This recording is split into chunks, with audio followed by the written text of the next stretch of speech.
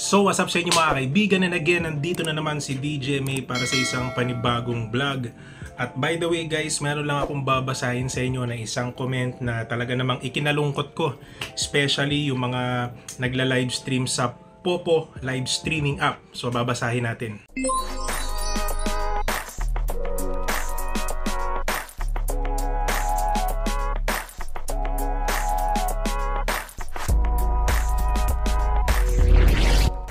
So bago ko simulan itong vlog na ito mga kaibigan, ay pinapaalala ko sa inyo na hindi pa rin po active ang ating agency.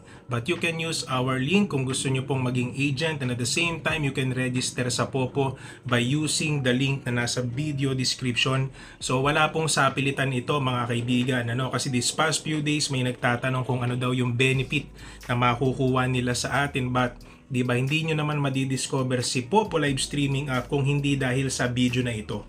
So hindi ko naman kayo pinipilit na mag-register sa link ko, and at the same time hindi ko naman kayo pinipilit na mag-join sa ating agency bilang members or sub-agent. Kaya ito guys, walang sapilitan. Kung gusto nyo mag-Popo live streaming app, you can use our link on the video description. So ito yung comment guys na nabasa ko, na galing kay Ate Sel. So yun na lang yung pangalan na itatago ko sa kanya.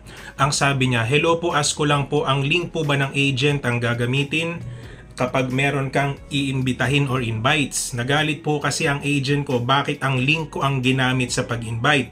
Link niya po ang gusto niyang ipagamit." Ito, una sa lahat, doon sa mga agent or sub-agents, huwag kayo masyadong garapal. Hayaan yung kumita rin yung mga members nyo.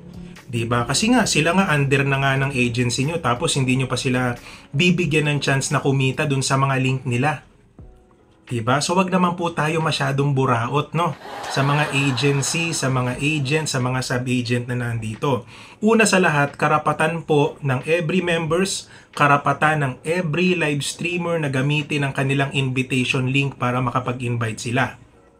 Okay? Kasi nakakatulong din yon para magkaroon sila ng extra points once na magawa ng invites nila yung task sa invitation reward. Ngayon, kung pipigilan nyo pa sila na gamitin yung link nila, diba? Tapos yung ibang agent ang ikakatwira na kesyo sinusuportahan naman daw nila, kesyo lagi naman sila naglalaro dun sa mga members nila, hindi sapat na reason yon.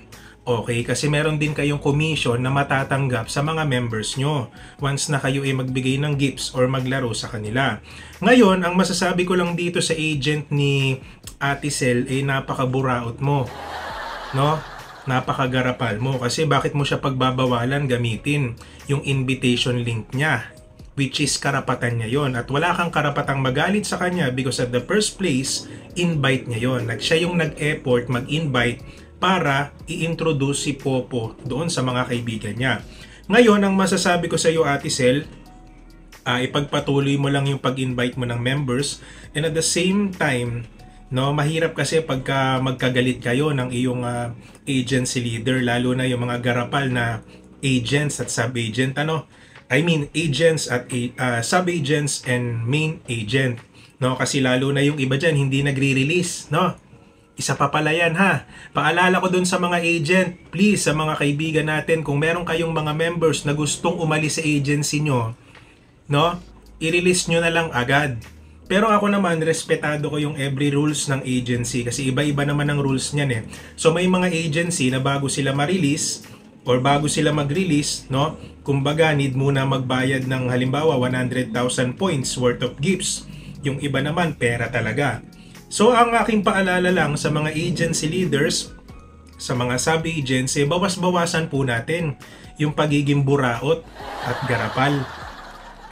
I understood naman po na kayo sinuportahan nyo yung mga members nyo, pero kung alam nyo sa sarili nyo na hindi na kayo nakakasuporta doon sa mga members nyo, i-release nyo na lang pag nag-request. Kasi ako guys, every time na may nagre-request ng quit agency sa akin, hindi na nila kailangan makiusap.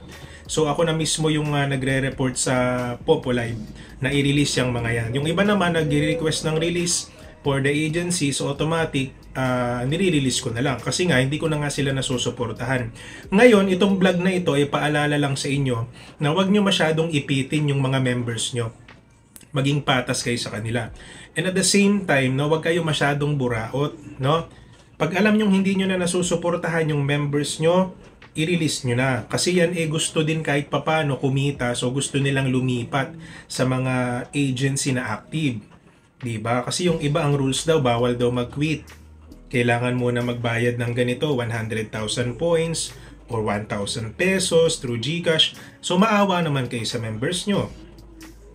Diba? Kasi at the first place, no, hindi nga natin alam kung sinuportahan mo yan. Baka mamaya nagkamali lang yan, nag-register lang dun sa agency mo, tapos from the very start, hindi mo naman pala talaga nasuportahan. Tapos ngayon, yung member gustong umalis, sisingilin mo pa. Diba? So wag naman pong ganun.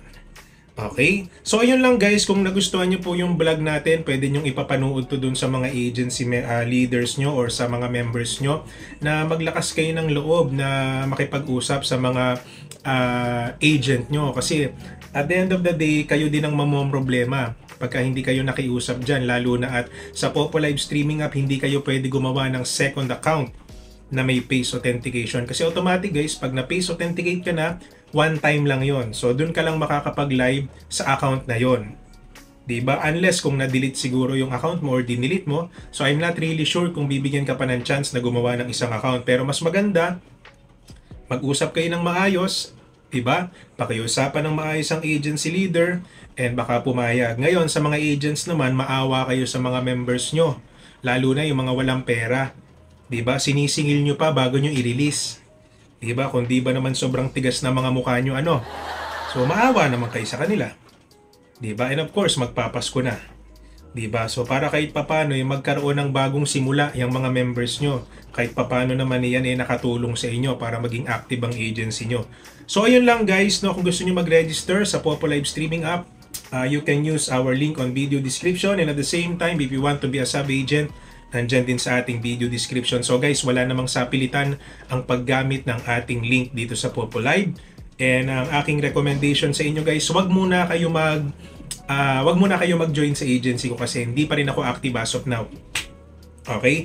So if you have some questions guys, I will do my best to answer. Kasi kanina may nabasa rin ako na comments regarding sa isang video ko, sabi niya, ano ba yan, hindi naman sumasagot sa mga tanong. Honestly guys, sumasagot ako, kaso ang problema lang talaga, ang dami nyo nagtatanong everyday. Siguro hundreds, thousands. So hindi ko talaga nasasagot yung iba. That's why I just want to say sorry sa inyo. And hopefully, masagot ko yan lahat. Pero hindi ko mapapangako na lahat-lahat. Kasi nga, katulad ng sinabi ko, everyday, every week, sobrang dami yung nagtatanong sa akin regarding sa Popo Live. At ang pinakang suggestion ko sa inyo guys, gumala-gala kayo sa Popo Live Streaming app. Doon kayo magtanong sa mga active doon kasi madami ng pagbabago sa Popo Live kung di ako nagkakamali. Ang sa akin lang, this vlog, ang purpose nito is para paalalahanan yung mga agents dyan na lumalagpas na sila sa limit, yung mga sumusobra na yung pagkaburaot, diba, yung pagkagarapal natin, maawa naman kayo sa members nyo. Kasi para sa akin, yung mga yan, kaya yan sumali sa inyo is that nagbabakasakali sila na kumita. Ngayon, kung from the very first place, hindi nyo naman talaga nasuportahan yan, i-release nyo na lang. Diba? Kasi nakakaawa din yung iba. Ang dami nagchat-chat sa akin na, DJMA, paano kaya ako pwede makawala sa agency ko kasi hindi naman ako nasusuportahan na. Diba? From the very first place, hindi naman nag-support sa amin.